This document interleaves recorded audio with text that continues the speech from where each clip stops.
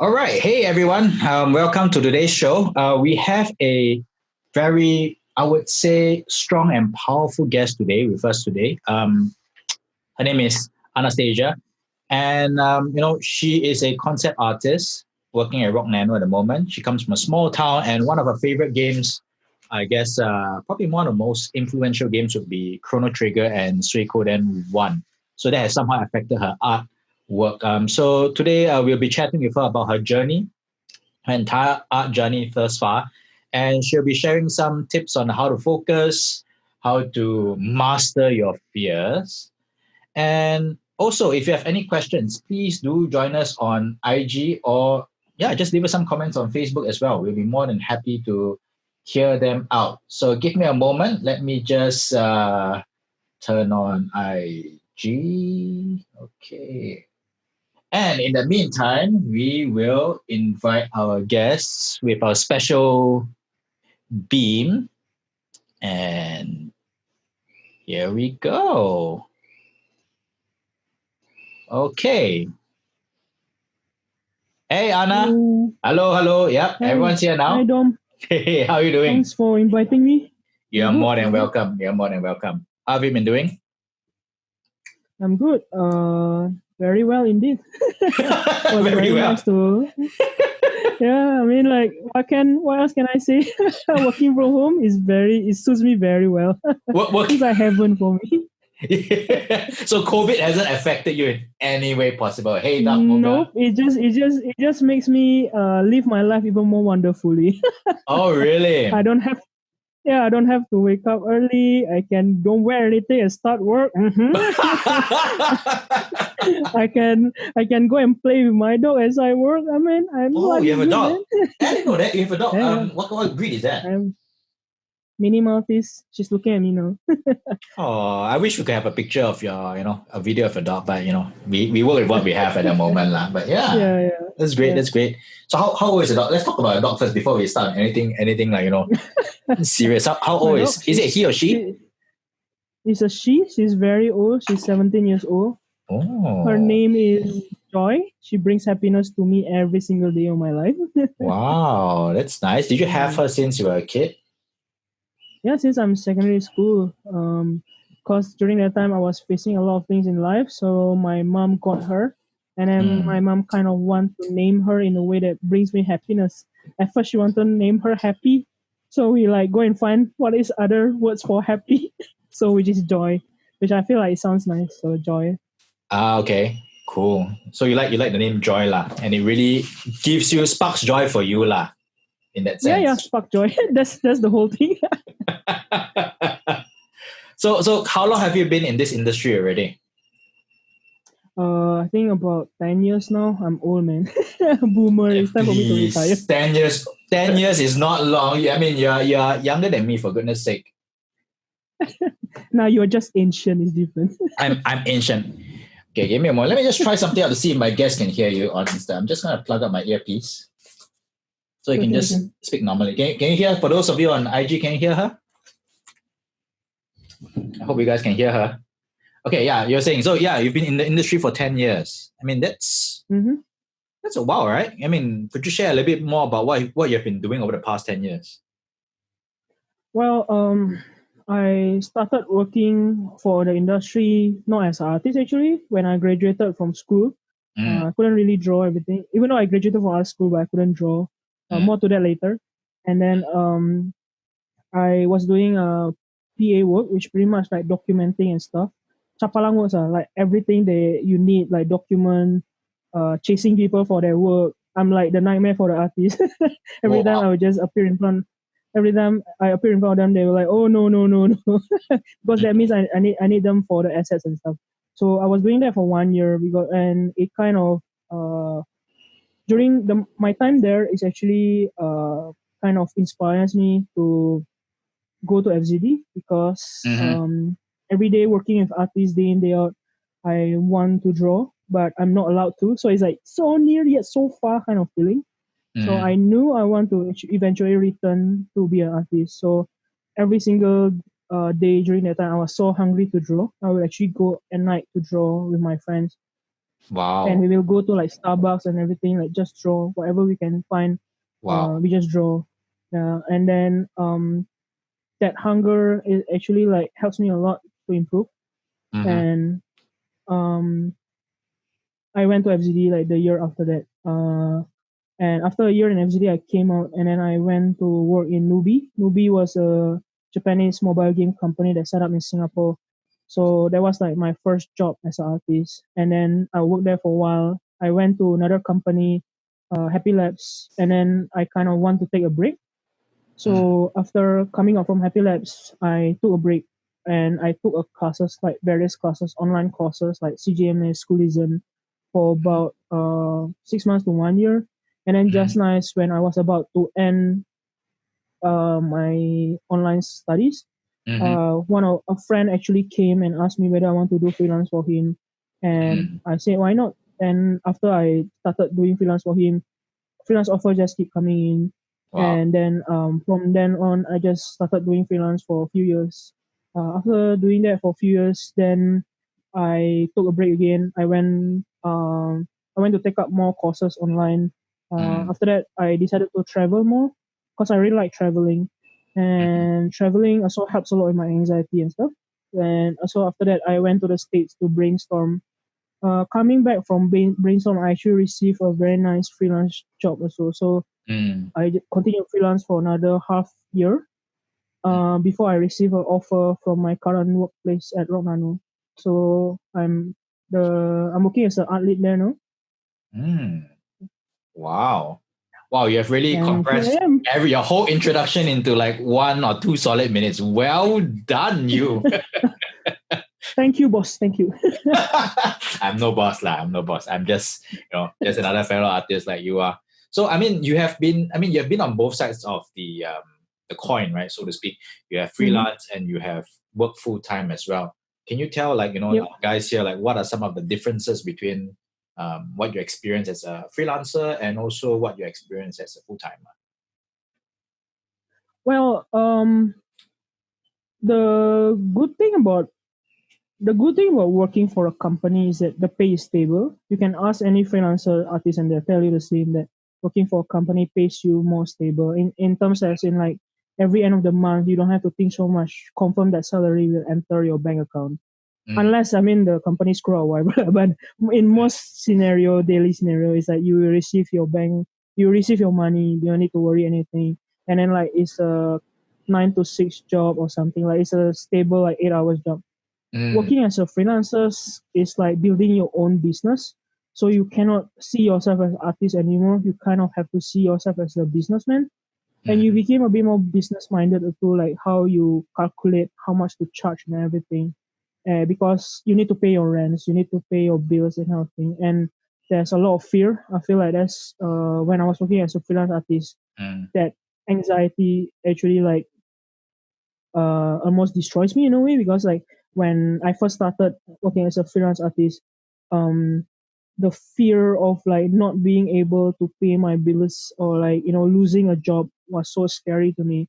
mm, But as I do more and more freelance, I also learned that sometimes you just need to let go. Like sometimes that job maybe is so good, but it just doesn't suit you, or it just like you just don't hit it off with that project, something like that.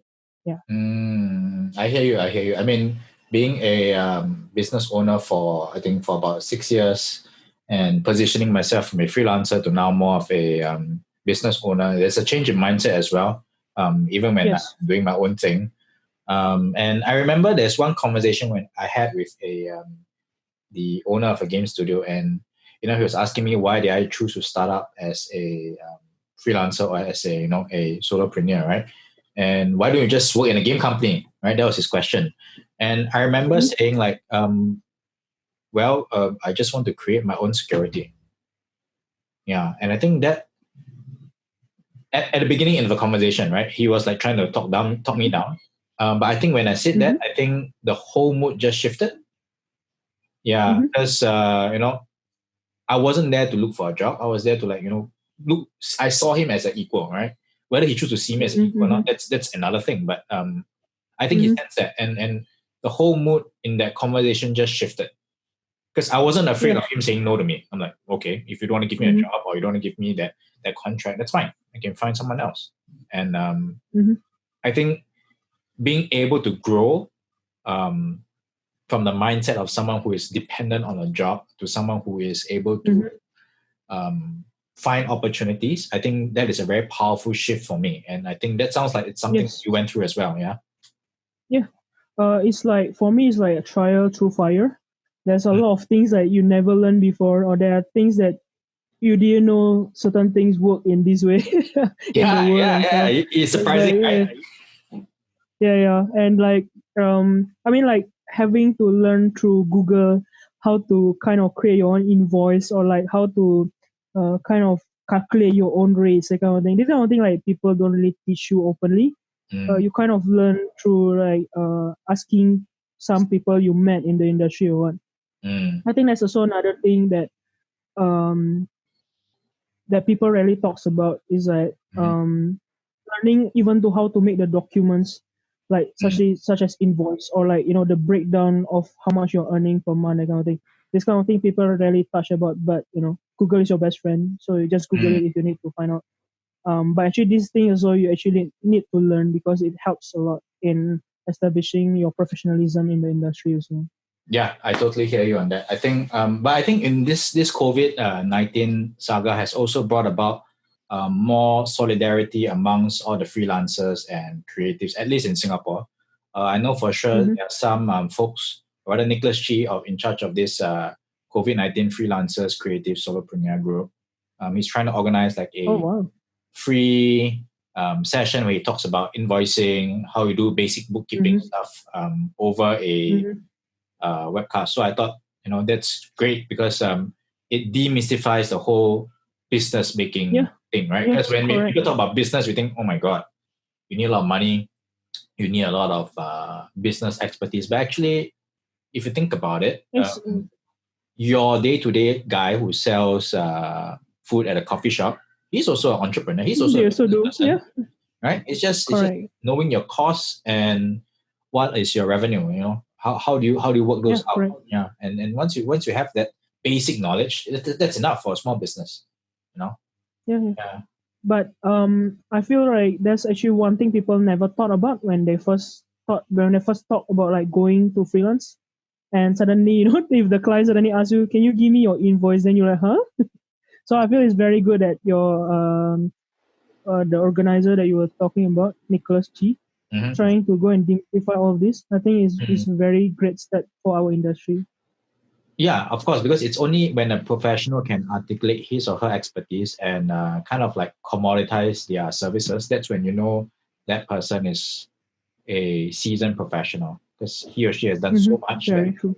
They know what they are worth. They know what their services are worth. They know what's the costing and the whole jazz, right?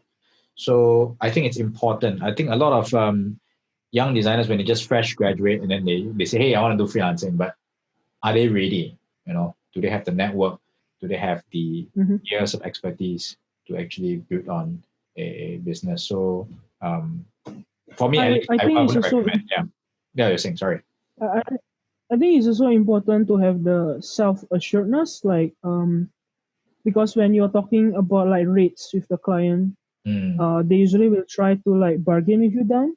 I mean, some client will do that. So it's like you need to have a certain self-assuredness to tell them like, no, my cost is this much, and the reason why I cost this much is because I can produce the work that you're asking for. I think that's a very powerful distinction, right? When you're a pro or a seasoned professional, you know when to say no, and it's okay to say no. Because when I was starting, I was like, oh crap, every job counts, right? I was like you too. Set counts. Yeah. So it's like, it's only when you're sitting there you realize, hey, actually that's not true. I have the power to say no. Yeah. I kind of feel also like it's important to actually start saying no, because it's funny because when I first started off, the some of the jobs I took doesn't pay much and it takes so long to do. And when I take that kind of job, it just leads to more of that kind of job. And the moment I learn to say no, I kind of free up my time also to do other things, and it actually helps me to gain like a better paying job and stuff. So, are there any surprises in your entire career? Like, in your meetings with clients and in your whole learnings along the way, what were some of the surprises that you learned about yourself? One of the surprises is when I learned to say no. That was one of the biggest surprise because suddenly I get like a better paying job and I was like, whoa, what did just happen? Oh, wow. Congrats. Was the difference drastic? Yeah, it was drastic. I have to say it's very drastic. Wow. So is it the power? I don't think this will happen like every single day, but it happens to me. So I thought it was like a very nice surprise. And from then on, also I learned to scout more about my client. I would go and ask them more. Like I ask for more transparency when talking to them, like in terms of budget, everything. Usually when they are more open to you, you can trust them. If people are like trying to be secretive, everything is you might want to rethink more about the job. You're right about that. I think just recently I had a job whereby I quoted slightly, I wouldn't say slightly, but I quoted higher than I usually would because I wasn't hungry for it. I was thinking, you know what, maybe they'll just drop it off. But the client actually made it work.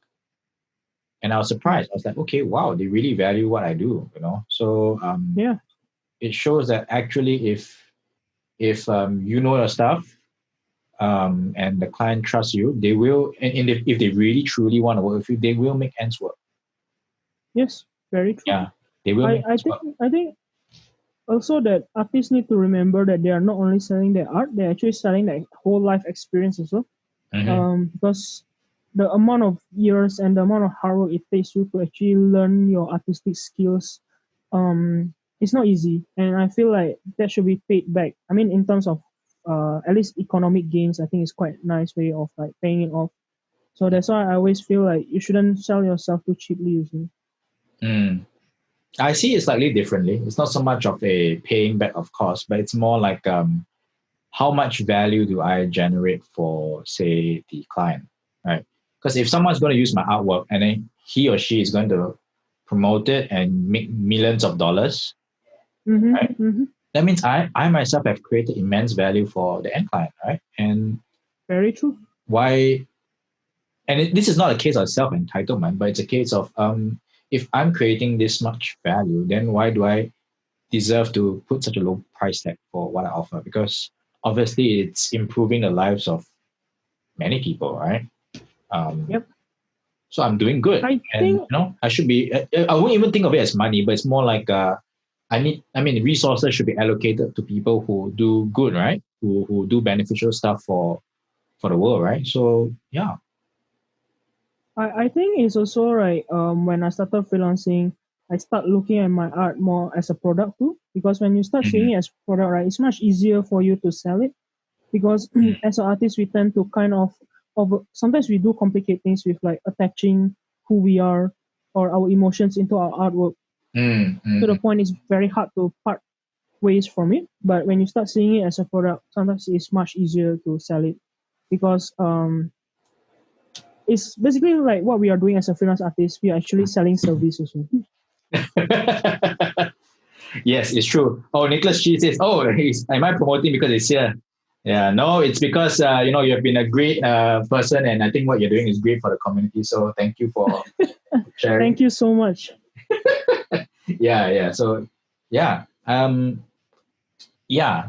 Sorry, I got distracted by that. Where were we? No worries. I think should we move on to like talking about the mental health and stuff, or like do you want to talk about the how I started when I was a student? Wherever you want to go. I'm just curious about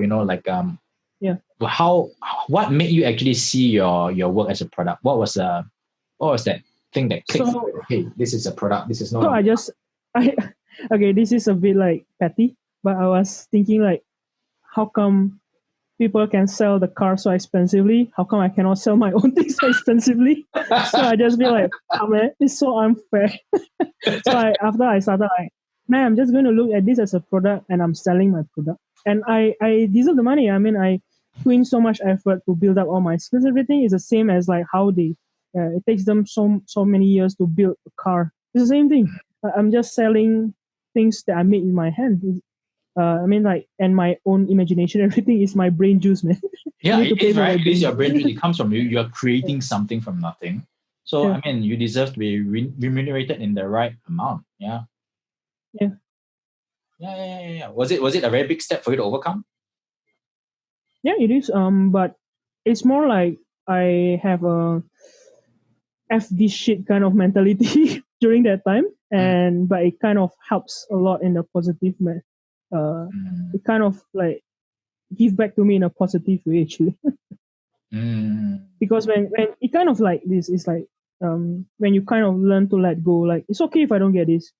Anyway, my life still goes on. The sun still rises. The sun still sets. Yeah. And the moment I have that mentality, it actually helps me to kind of like, I don't know. I just feel like it boosts my life to be better. It's like I feel nothing to lose, it makes right? me it makes me a better person also because I don't get so attached to things. Wow.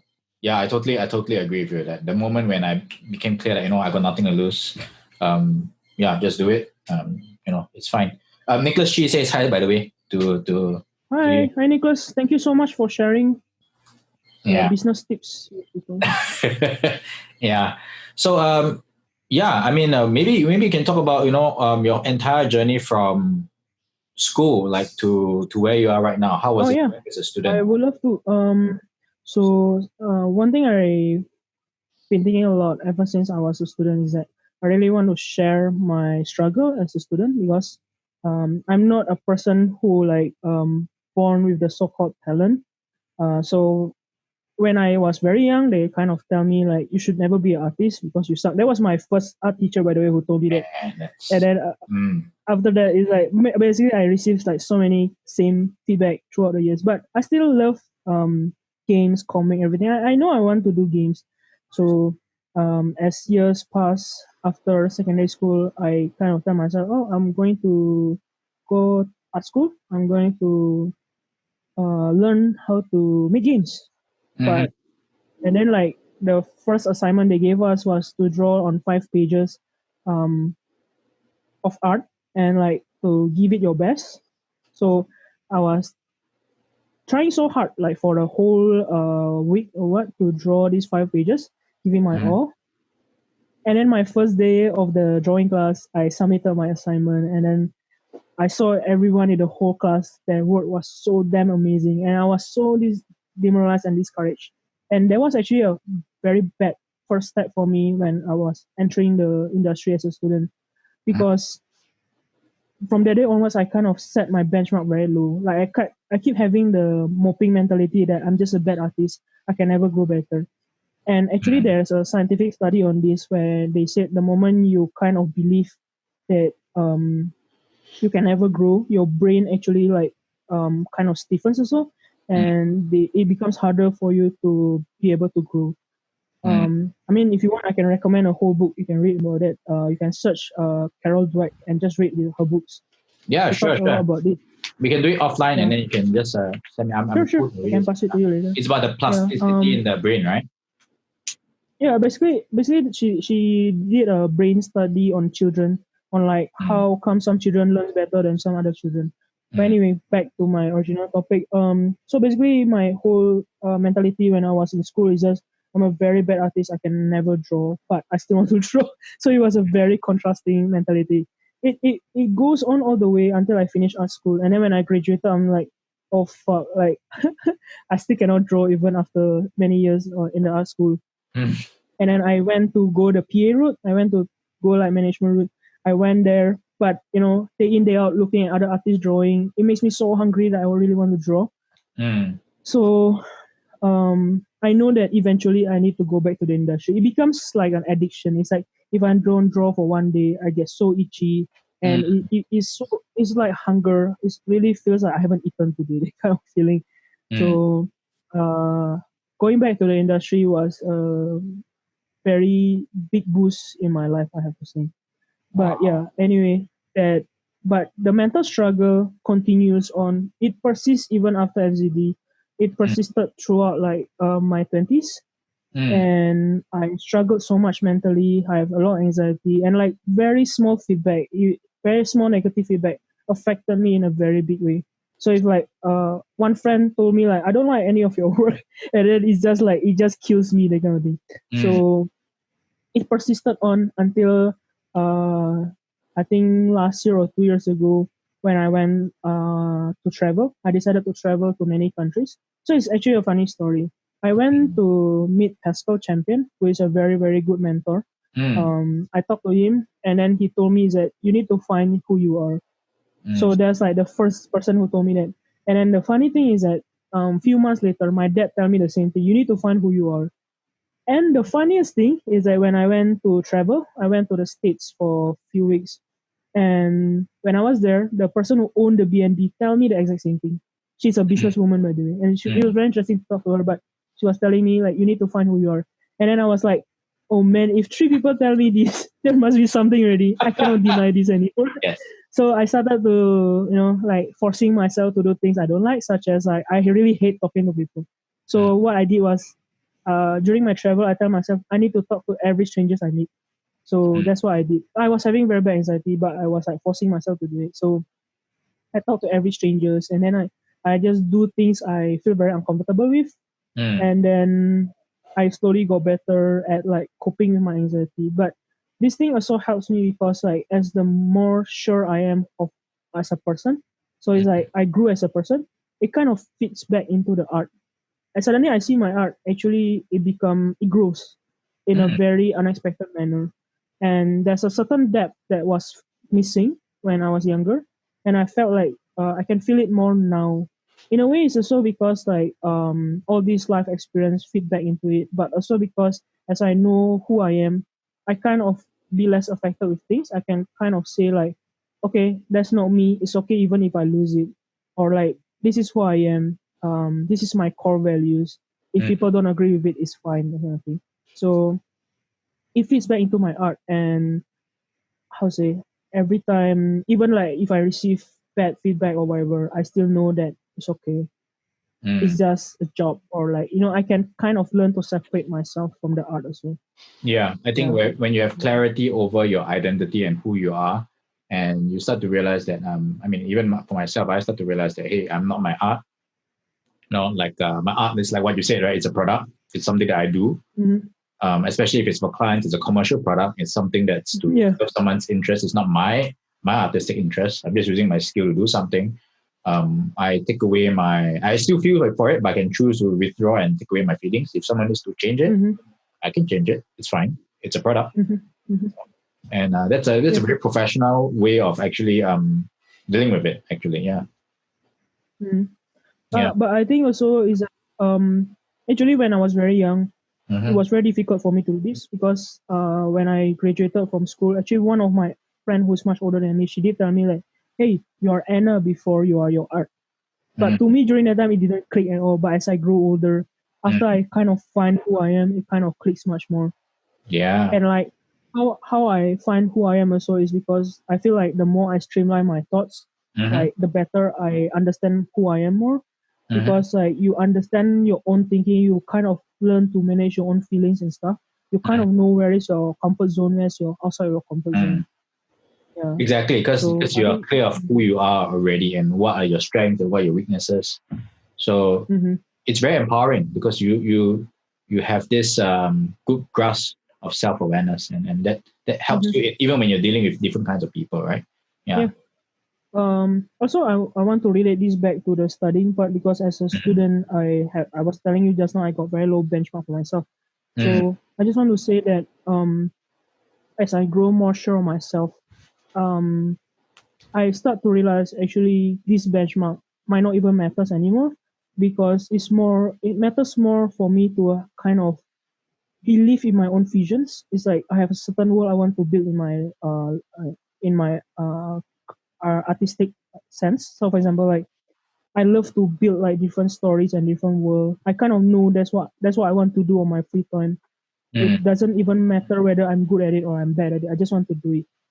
mm, And throughout my journey, there's a lot of people who will try to pull me down, not because they are bad or whatever, but it's because maybe out of care or what. But how to say it? They're just saying it because that's how they live their life. So it's not because they are wrong or you are right or whatever. It's more like different way of living. But to me, it's much more important to know like what is it you want. mm, Does it even matter whether you're good or you're bad? Sometimes it's not about the journey itself. It's not, no, no, sorry, I say it wrong. It's not about the destination itself. It's about the journey. It's like all this life experience that I gain by struggling so much, everything. I feel that's what pays off like this whole struggle. mm, mm, mm, mm. Got it, got it. So in your entire journey so far, like especially when you talk about doing your artwork and have you actually had some rituals or practice that got into the right frame of mind to produce good art? Well, producing good art, I feel is very subjective. But I mean, Mm, everybody should establish their own pipeline because one thing also like I told you, I have anxiety. So mm. We all do. We all do. I have yeah. So it's like I kind of learned that sometimes it's not about you believing in yourself. Just believe in your pipeline. So the more you do it, the more you do things, the more you're gonna establish a pipeline. The pipe how how do you view this pipeline? To me, how I view it is like you brush your teeth every day so much to the point you can close your eyes and brush your teeth. You can at night, in the middle of the night, you can wake up and you can go to the toilet, maybe without even opening your eyes because you've been doing it for so many hundred times to the point that it Mm, becomes so natural to you. It's a muscle memory to you. mm, So you need to kind of establish the pipeline for yourself to the point that you can do that without thinking. And as you streamline your mind also, it will help you in forming this pipeline because you start to realize, oh, maybe like step A to step B to step C. Maybe I don't need step B because like, in step A I already can solve it, something like that.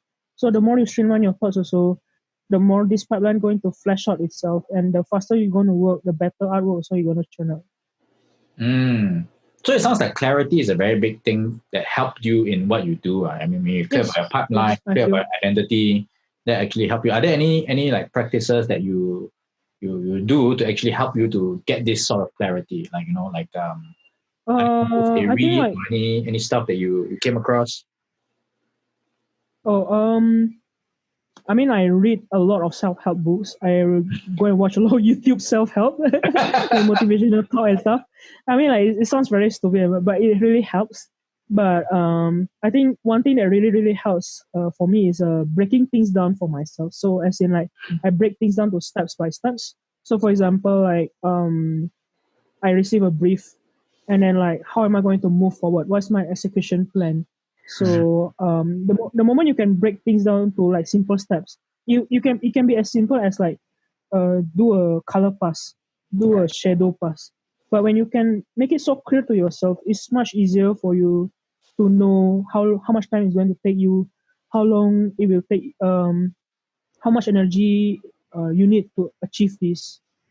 So and when your brain already knows what is its goal, it's much easier for your muscles to like just churn that out. Mm, got it, got it, got it. So when you have like when you're in the right mindset, it just sets you right to do the things that Yeah, you need to do well. yeah, because you already know like where you're going. Like for example, you go out of your house, not now, I mean not during COVID, but when you go out of your house, you tell yourself like, I want to buy bubble tea. Where is the nearest bubble tea in my house? This kind of thing is like it's kind of your brain is thinking to itself like, oh, what's the best way for me to get my bubble tea? That's your goal, is it? Like to get your bubble tea. Like if you play a Mm, game, that's your mission to get bubble tea. mm, So after that, after you already set the goal, then you can have an execution plan. How am I going to get my bubble tea? Do I need to go from my house? Do I get a grab delivery, that kind of thing? And from mm, there onwards, it's so much easier for you to kind of plan your steps forward. And after you plan your steps forward, it's just become natural that your body will follow through. mm. Yeah. So do you have like goals for yourself, like, long, short, medium term goals? Well, I mean, I have a lot of goals, but but one thing that I really really want to do is I want to kind of release my own art book.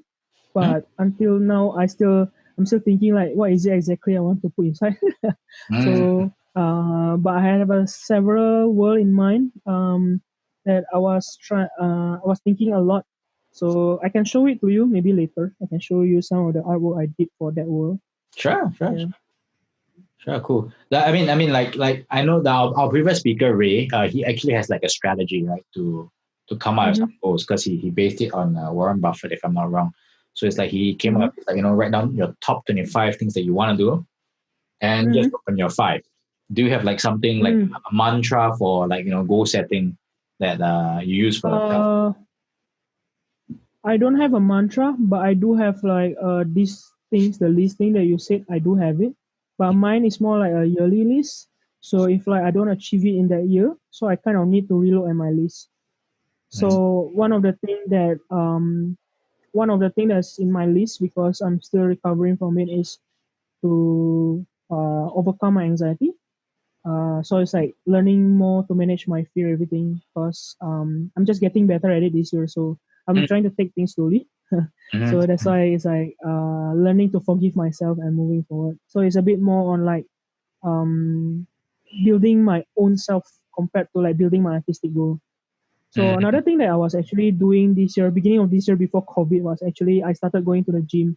So mm. I'm a very lazy person. If you tell me go buffet, I'll be very on though. But if you tell me to exercise, right, I'm like, oh fuck you, fuck this shit, you know. But like it's like that's one thing like, I really dread to do. It's like you can tell me to walk, but if you tell me to like do a push up, do a crunch, I'm like I want to punch you in the face, that kind of thing. But yeah, anyway, I kind of tell myself I really need to do this. Like I'm getting old, man. Like I need to go and get better. I need to improve my physical stats. So basically, I go to the gym this year. Yeah. So that was Ah, also one thing inside my list. Yeah. But okay. basically, like, yeah, it's mostly on self improvement because I really like to improve myself because I love learning things from people. Mm, So I'm very curious by nature. So I like to ask things. I like to know why people do things in certain ways and stuff. mm. But what keeps you motivated to hit your goals? Like, I mean, sometimes we all set goals, especially like, at the beginning of the year. Oh, yeah, I have, I want to lose weight. I want to draw, like, I want to finish 100 paintings, blah, blah, blah, blah, blah. But what drives you to like, I got to hit this. I got to do this. I got to So finish this. so for the gym, because Mhm. I know I'm super lazy. So like the only way I can recover from this laziness is to go and sign up for a gym course. I have to pay for it, and I'm really hate to lose my money. So because I already pay for it, it's like now if I don't go, I'm like, my wallet will be screaming at me for me to go. Yeah. So Oh, that's okay, like one okay. thing. Yeah. You I are mean the kind that's of how customer important. that gym said, because most of the time people will be like, yeah, you know what, it's okay, I can just miss out my gym. But you are the kind of customer that like, the gyms have to work for you because they have to serve you. Yeah. Yes. Like I know myself. That's why I have to do it this way. If Mm, not, I will never exercise. Because in the beginning of the year, right before I did this, I was actually thinking to myself, what do I want to learn next? I mean, I do want to learn Blender, everything. But then, like when I read this list, I realized, you know, I need to go to the gym, and if I don't pay for this, I will never go for it. So yeah, in the end, that's like the first thing I did. I was like, sign up for the gym. you sign up for the gym. Yeah. I see, I see. Okay, there's some folks saying that you're echoing, which I kind of get because they can't hear you over on IG live. So we'll just end off our IG story this time. I'll check you guys out. I mean, you can continue and join us on Facebook on Robosaurus and on my Pen and Paper Studios page. So stick around. So I'll end off my IG story and we'll just plug into my piece.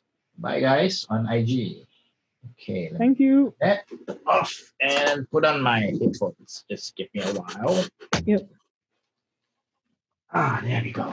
Okay, this is good because I don't have to worry about my my fringe anymore because when I don't have that headband thing, I Your have to keep fringe is wearing. fine, man. Yeah, my fringe is Your this. fringe It's is ever fine. since my the interview with Nicholas, and it's stuck with me. I'm so self conscious about this annoying fringe now. So it's like, okay, now I can like push it right to the back and stay there. Ah, okay. Okay, well, it looks like a mess now. But okay. You're fine. You're fine. Yeah. All right. Just say that. Okay. Cool. So like for I mean it's great that you have clarity on again like like what you said earlier, like when you clear that this tactic will work, that's why you employ and helps you get results. So that's good. Do you prioritize your goals? Mm, not really, but I kind of set like when do I need to do it.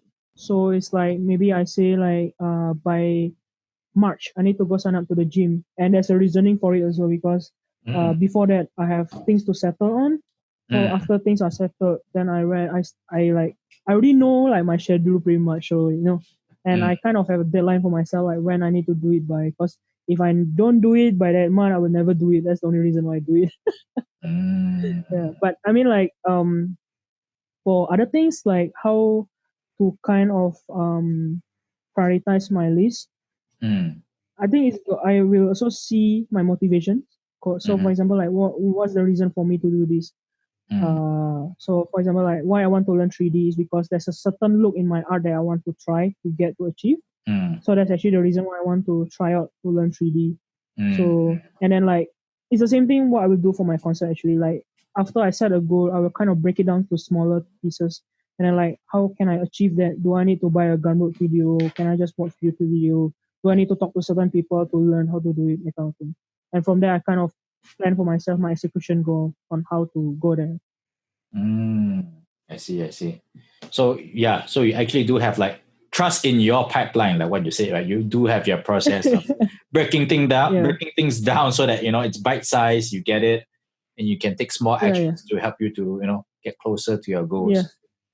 Got it. I mean, with our current lifestyle, we are so busy. Our mind is really like uh to text like all the time. It's like we never stops living in our social media. We never stops chatting with our friends. So actually, our minds are very tired.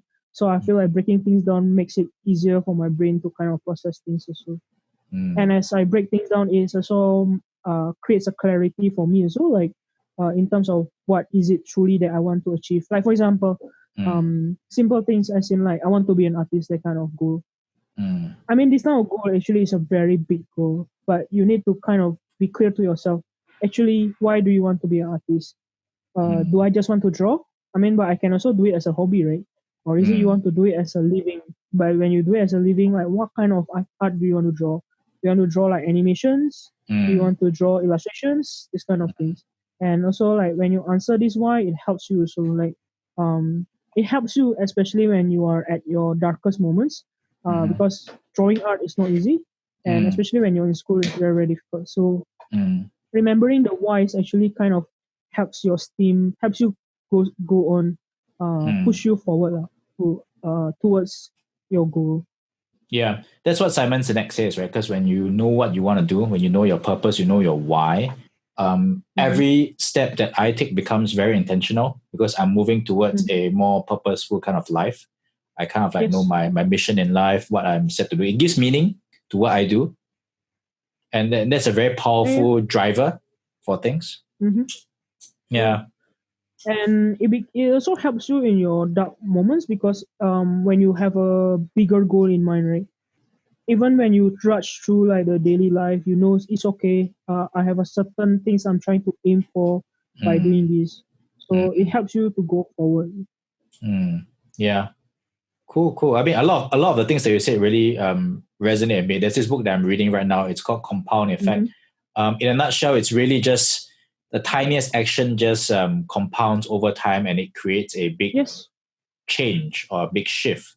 So never Um, neglect the small things that we do, yeah, because it builds up the yeah, right things and the good things and the bad things, right? Because there's always a saying, yeah, you yes, very true. practice makes perfect, right? So Yeah, be careful of what you practice. And it also makes a habit, and habit is the hardest to create and hardest to break. Exactly. So one thing that you said just now actually reminds me of something. You said like the small things kind of affects you in the big things, right? Mm-hmm. Because one thing when I was a student, as I keep drawing the small drawings, I keep thinking to myself like second guessing myself. Does this really help? Does this make me a better artist?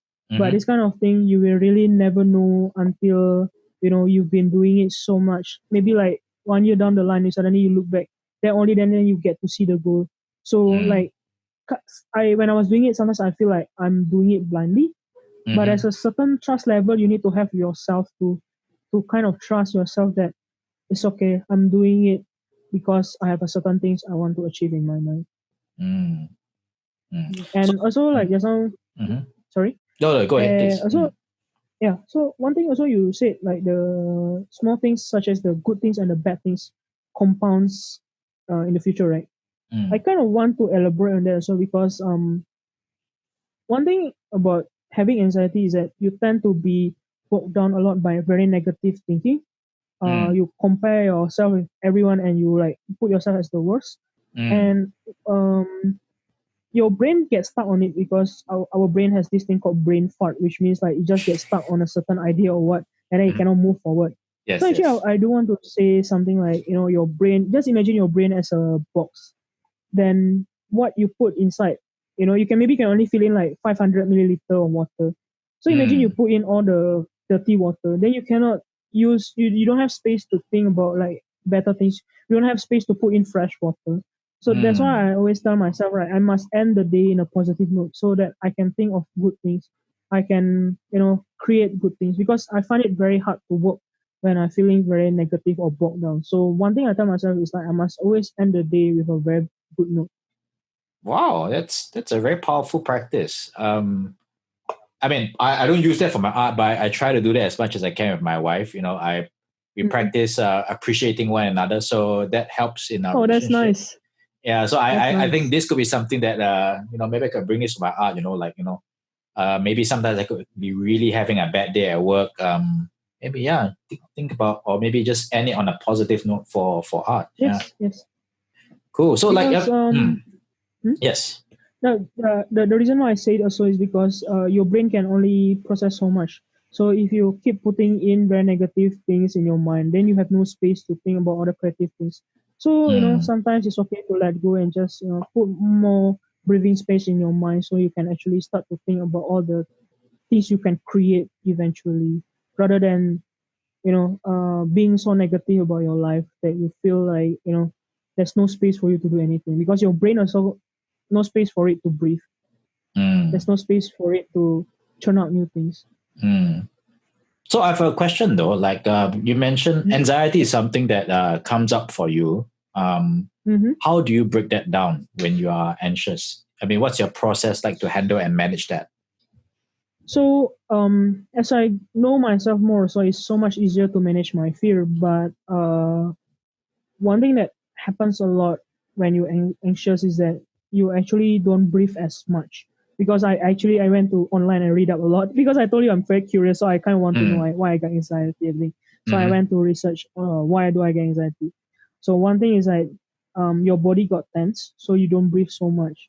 So mm, actually, like that's why they kind of recommend for you to exercise when you got anxiety and everything, because it mm-hmm, helps to loosen out your body. mm-hmm, But one thing that I feel really helps me a lot is that visualizations. mm-hmm, So some people will tell you to go meditation, but for me, visualization helps a lot. So that's a simple things.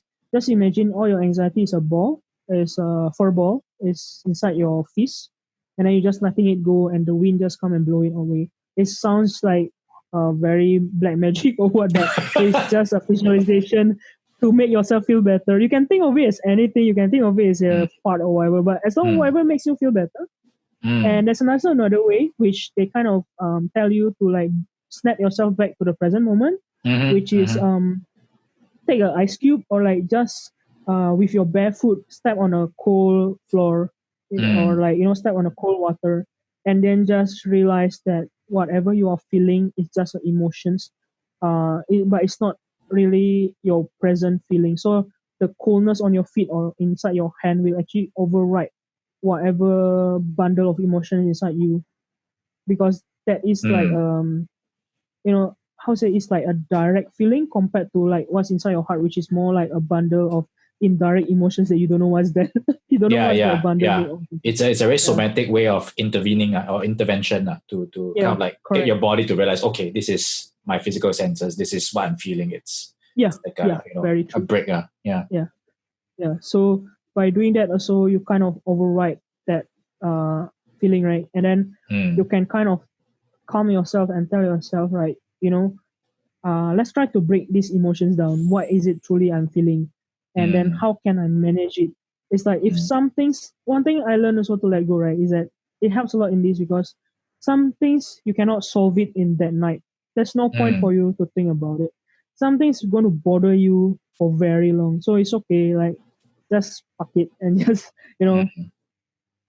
think about other things or like find other things you can focus on. Think happy thoughts, paint happy trees. I mean, like thinking happy thoughts is actually a very difficult thing, but you don't need to think happy thoughts. Just override it with something else. That's what I always say. Like even distracting yourself, go and see like animal video in Instagram. What is better than feeling depressed? That's what I feel. like sometimes when I really feel down, occasionally I'll Yeah, just turn on one of those replays of Bob Ross on Twitch. And it's just I don't know why, but he's just so calming. It's like, paint happy trees, this paint some that happy little clouds. It's just so calming. Like for some reason, I'm just like, oh wow, it's just so therapeutic. I think it's the way he say things too, because he doesn't speak fast.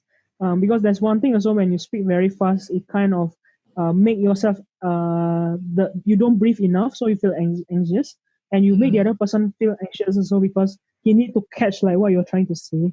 So that's why like people who speak slowly actually helps both sides also. That's why I kind of feel like maybe that's why you feel so soothed by Bob Ross. Yeah, he's got a very nice voice also. I mean, he's like, Yeah. yeah, maybe it's a combination of that nice voice and that The pacing. that pacing, and then his hair and what he paints. It's just like, wow. It's just like magic. It's just life is Calming to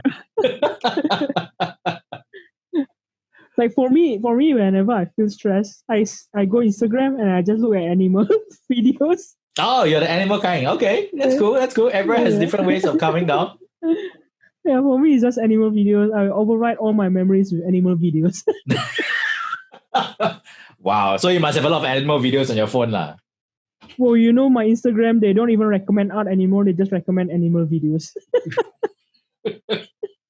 Wow. Okay. Pro tip: watch more animal videos to chill out. Oh wow. So is there anything that you're working on currently for in this COVID period, especially now? I suppose work hasn't been affected for you because you're working in games and games are in high demand now. But I mean, now we artists generally have very low social lives. And now with this lockdown, we definitely cannot go out. We definitely have to stay at home.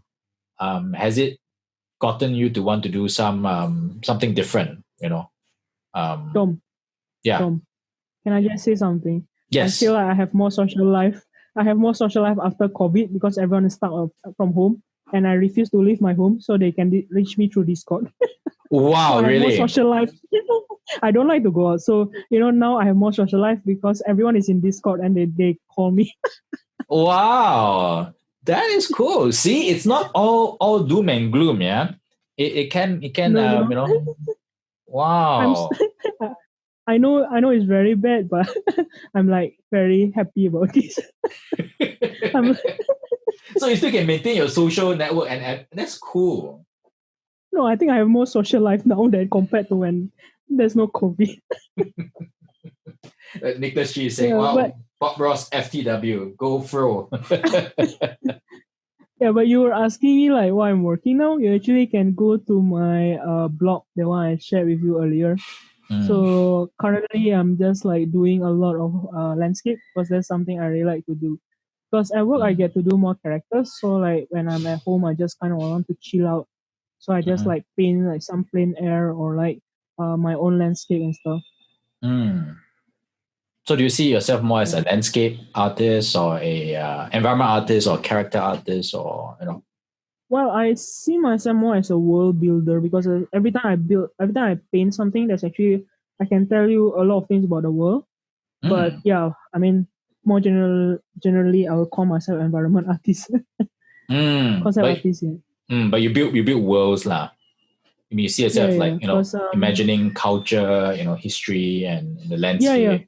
Yeah. And because like I was saying earlier, like what kind of artist you want to be. Like for me, the things that pays off the most when I'm doing art is when I can imagine all this world. Because even to me, when I first started playing JRPG and everything, what I love the most about the games is the amount of story, the lores, and the world they show me, and that been resonating with me for the longest time.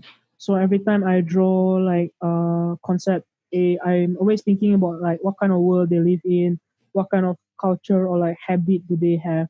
Yeah. And to me, it's like very important because I enjoy it so much. So that's why it's like even when I do client work, I will kind of try to put in a bit of that whenever I can. Like I'm trying to put in a bit more lore. I will tell them like, oh, like this character to me, he has this kind of story, or there's this kind of architecture in this. Even though like they ask me to draw character, but when I'm thinking about the concept, I will like think about what kind of architecture they have there. So you go over and way beyond what the brief asks you to do, lah. But of course, like sometimes there's a downside to it, lah. Like I overthink things, but I enjoy that part a lot. Because that's what we bring to the table, right? Our imagination and how we see a better world or a more fantastical world, right? And that's the value that we bring to the table.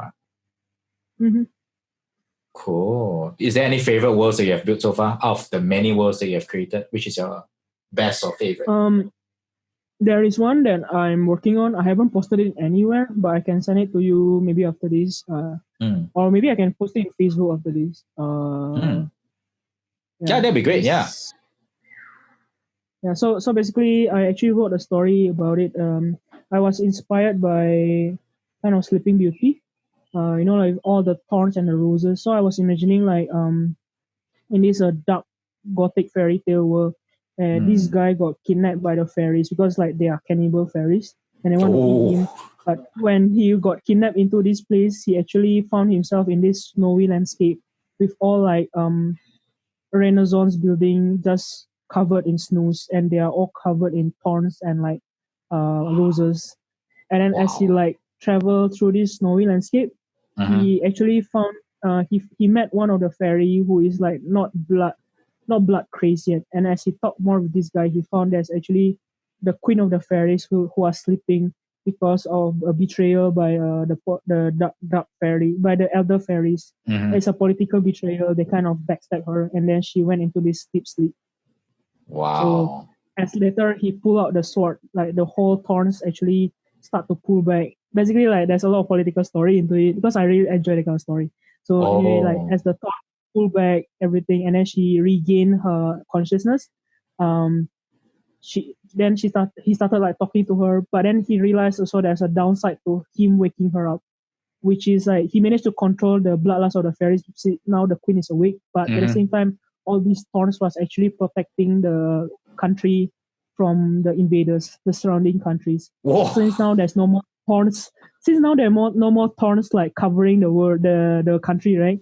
The other country are free to invade that country. So yeah, I like to think about this kind of story. Wow, that's really world building. It's like you have like different tiers of stories, right? As the character progresses through and you break somebody one tier, then it's like, oh shit, the story just becomes bigger. And then he comes in and he's an attack. Oh no, the story becomes even bigger. Like, wow. That's really cool. It reminds me of like Attack on Titan, and there's a little bit. I mean, as I'm hearing this, it just reminds me of Attack on Titan. It's like you start off with a small village, small setting, and then the whole plot just gets bigger and bigger and bigger. I was like, wow. Yeah, but that thing is very important to me because JRPGs tend to have that. Like my root is that it's like you always started off in like this green village, that kind of thing. That's why I like to draw like villages, like JRPG villages, thing. And then as like you travel on, actually like you start to get involved in a bigger plot, thing. It's like Star Wars, right? When you find Luke, he's like this farm boy, and Yeah, then it's like the you take hero's him. journey. Yeah, you take him through this epic adventure. It's like, whoa, the story just escalates. Wow. Yeah. I enjoy that part a lot. And I mean, like, other than that, I really enjoy about like medieval history. So I like to watch about like uh history strategies, everything like the war strategies, because I like to listen like why they put things in certain ways, and it kind of fits back into my heart also. When I'm thinking about the world, I will think a lot about like, like maybe the soldier will fight in this manner, that kind of thing. Yeah. That's the one thing that people think we artists are like, oh, we just draw on him. But no, we actually have like different interests and we are geeking out on different things, right? Like some folks will geek out on medieval stuff and that's why they draw medieval characters. Some folks will dig into will geek out on like military stuff. That's why they specialize in drawing cool military stuff. Some geeks will, geek out on like sci-fi stuff.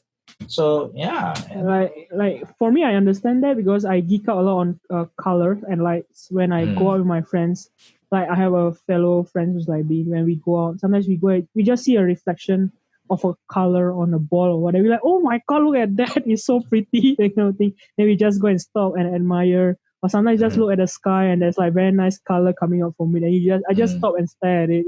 It's just very beautiful. Like to me, it's a very beautiful way of looking at the world instead of just focusing on the busy world. But when you start looking at the nature, you start looking at the lights and everything, it makes your world very colorful. It makes you see things in a way that you never see before. Wow. I like how we have actually come to this part of the conversation where we are talking about something very hopeful and positive. And that's wonderful because like I mean we shared a lot about how you overcame your anxieties, how you actually help yourself become very focused and disciplined, trusting in your processes and seeing it's like what I shared with you earlier. Like I really feel like there's so much strength and so much beauty that's coming through from this conversation. Like folks, like just what I shared with her earlier pre-show, right? It really feels like it's like whatever that she's been through is kind of like she's in the mud and then she's like this lotus that blooms out of the mud, and it's just very beautiful to behold.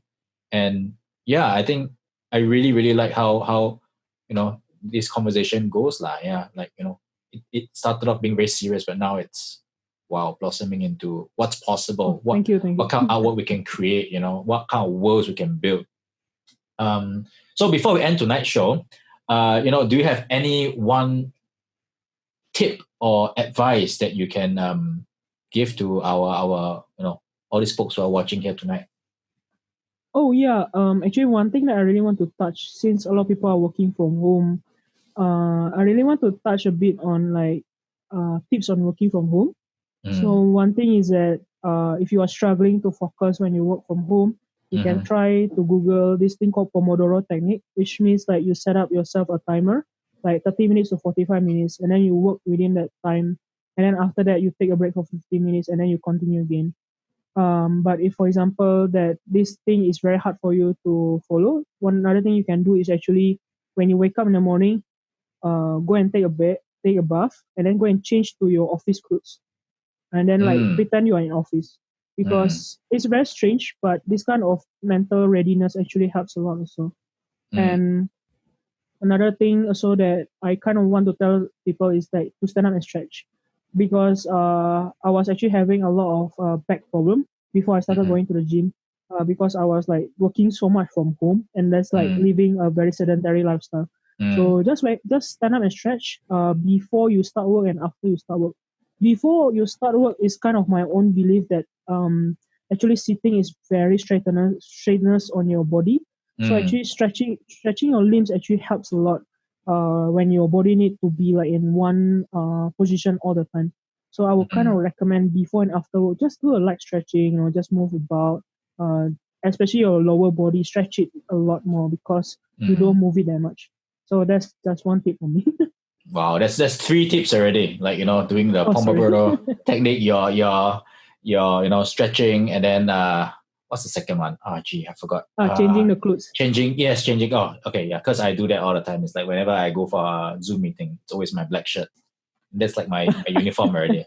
And I think a lot of Singaporean guys can identify that. The moment we put on the green uniform, instantly you can do anything. You can roll in the mud. Mental readiness. Yeah, you can just do all kinds of stuff. So it definitely works. It definitely works. Mm-hmm. Right. Well, so yes. I really hope like all the information I give today is helpful. But if like any of the listeners or any of you wants to talk to me more about this kind of thing, just hit me off in any social media. I'm very open. I would love to help as much as I can. I would really love to help because especially about mental health is something that's been bothering me about like more than half of my life. So if you really feel like you need help with it, but you really must try to help yourself also, just hit me off. I will talk to you more about it. Yeah. So like for those of you guys who want to follow her, you can see her Instagram down there. It's at AC Masoen, right? AC Masoen. Yes, right? Same thing with her art station, AC Masoen. So do give her a like or follow, and you can probably DM her if you want to ask for any help or you need support when it comes to mental health issues. Yeah, like how do you cope with anxiety when you're doing your art, right? Yeah. So on that note, thank you, Anna, for coming on my show. Thank you so much, Dom. I think you really have given a lot of really awesome tidbits for everyone here to digest and to reflect and to think about. So don't worry about that. Great, you have given a lot of quality content. Thank you very much for that. That's great. So for those of you guys who are still with us, coming Sunday we will have someone who is slightly different. She is a producer for previously an animation company. So, but she studied digital animation before, and she's also very much an artist. So stay tuned to find out how does it work for her, and how possibly how you can get some insight into the animation studio industry. So stay tuned. And on that note, see you guys on Sunday. Bye. Bye.